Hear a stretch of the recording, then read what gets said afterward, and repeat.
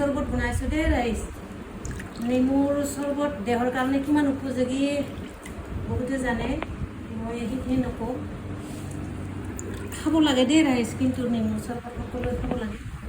সেইকাৰণে এতিয়া যথেষ্ট গৰমো, আজি বতৰটো গৰম হয়, সেইকাৰণে নেমুৰ চৰবত খাবৰ কাৰণে খুব ইচ্ছা গৈ আছে।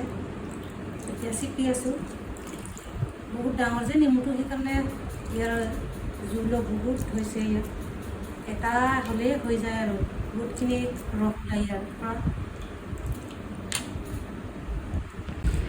ইফালে এয়া আমি ফেচবুকত ভিডিঅ' আপলোড দি আছোঁ। কি হৈছে ক'ব পৰা নাই, আপলোড দিয়া বহুত দেৰি লগা হৈছে। আগতে বহুত সোনকালে হৈছিল। ভিডিঅ' আপলোড দিবৰ কাৰণে অলপ অসুবিধা পাইছোঁ, বহুত দেৰি লগা হৈছে দেই গাইজ।